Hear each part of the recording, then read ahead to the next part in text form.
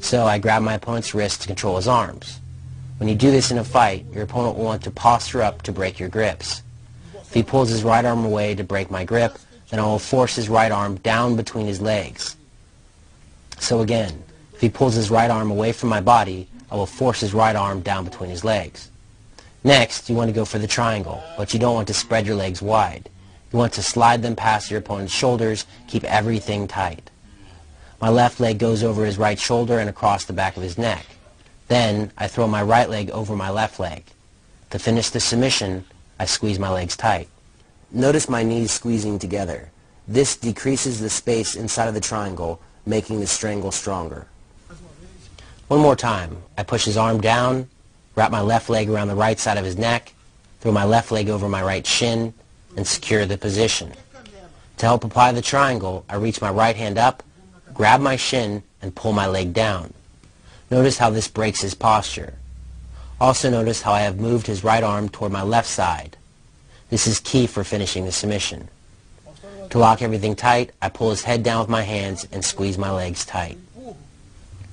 One more time. I grab his hands, he tries to break my grips, and as he does this, I pass my leg over. To help secure the triangle, I grab my shin and pull my leg down. Next, I pull his head down with my hands and squeeze my legs tight. Now I demonstrate how to apply a kimura on an opponent in your guard. First, I grab my opponent's wrist to control his arm. Next, I reach my opposite arm across his body, sit up, hook my right arm around his right arm, and then secure the kimura position by grabbing my left wrist with my right hand. In order to finish the submission, you must escape your hips off to the side. If your opponent has his head in the center of your body, then it can prevent you from sitting up. In such a situation, I will push my opponent's head off to the side as I obtain control of his arm. From there, you finish the submission the same. Notice I'm keeping his elbow bent at 90 degrees. This allows me to put a maximum pressure on the shoulder joint while at the same time minimizing his escape options.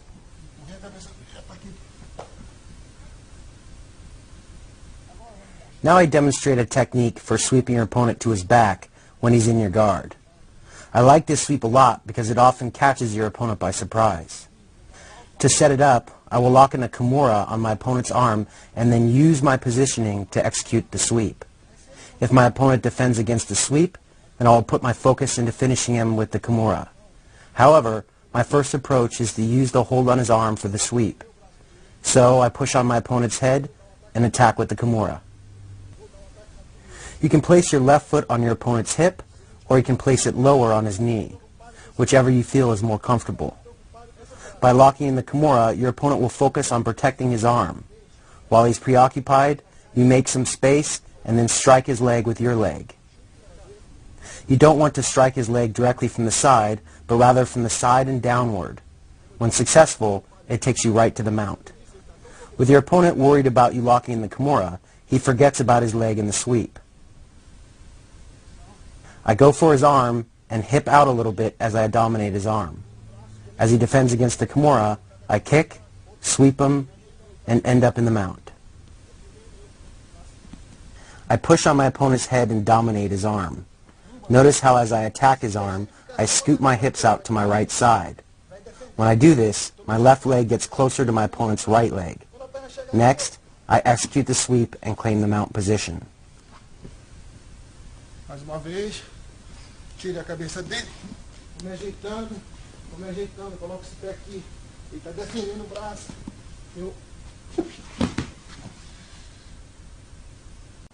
Now I spar with my brother from the guard position, using the techniques I just demonstrated.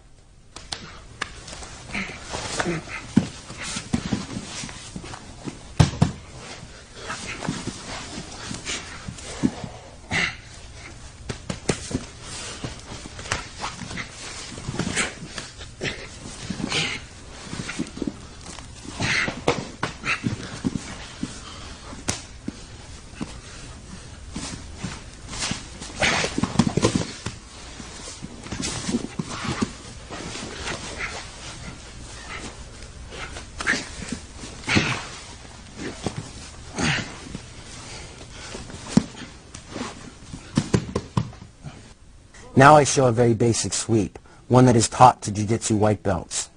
Although it's quite simple, it's highly effective. To begin, I place my feet on my opponent's hips, which is a defensive position. Next, I slide my left foot between my opponent's legs, hook my right foot around the inside of his left leg, drive my left arm underneath his right arm, and sit up. I do not keep my hips square with my opponent's hips. When I sit up, I turn to my side. I grab his left arm with my right hand and then pull his arm into me and secure it underneath my arm. My left arm is hooked underneath his right arm and is wrapped tightly around his back. With everything secure, I fall to my right side, elevate my left leg into his right leg, and sweep him over. Because I have control of his left arm, he can't place his left hand on the mat to block the sweep. One more time. I sit up into my opponent, establish an underhook with my left arm, grab his right arm, hip out to my left side, and sweep. It is important to notice the positioning of my right leg. You can hook it around the inside of your opponent's left leg, or you can place your foot on his left knee. You can even place it to the outside of your opponent's left leg. All the positions work. It boils down to what you find works best. I am in the guard, establish an underhook, sit up, dominate his arm, and execute the sweep. One more time. I dominate his arm, and then sweep.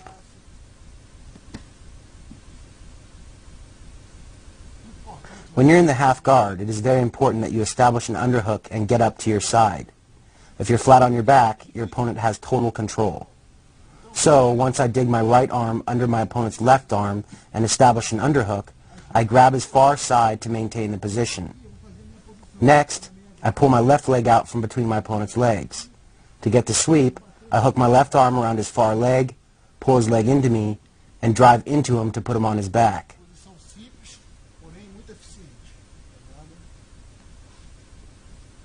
It is a very simple sweep, but highly effective.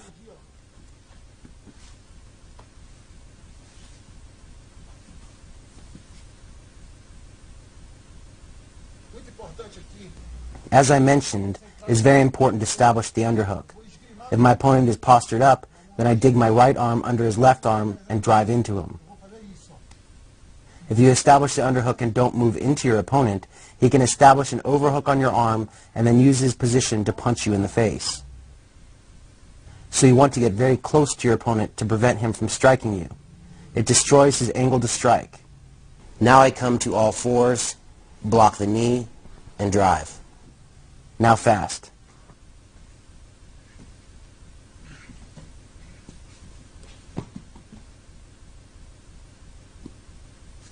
To create space, I drive my right arm into my opponent's throat and force him away. With his body pushed away from my body, it is much easier to pummel my right arm underneath his left arm and establish an underhook. Next, I move my body into him to prevent him from having a strong angle to strike me. So I'm in the half guard and I enter like this.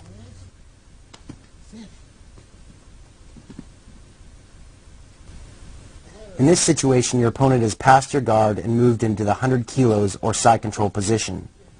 First off, I place my right forearm into my opponent's throat and apply upward pressure. If I wrap my right arm around the back of his head, it makes it easier for my opponent to make offensive movements. So I place my arm across his throat. Once I accomplish this, I create space between our bodies by pushing off my feet, elevating my hips, and pushing him upward using my arms. Keeping him elevated with my arms, I drop my back to the mat. Using the space I just created, I pummel my right arm under his left arm and establish an underhook. At the same time, I escape out to the side and come up to my knees. Establishing a seatbelt around his waist using my right arm, I am now in a position to strike him with my left hand. I have escaped side control. I drive my right arm into my opponent's neck, elevate his body, establish an underhook, and escape out from underneath him. I drive my arm across my opponent's throat, push off, make space, establish an underhook, and move around to take my opponent's back. One more time. He holds me, I get my arm across his throat, elevate him,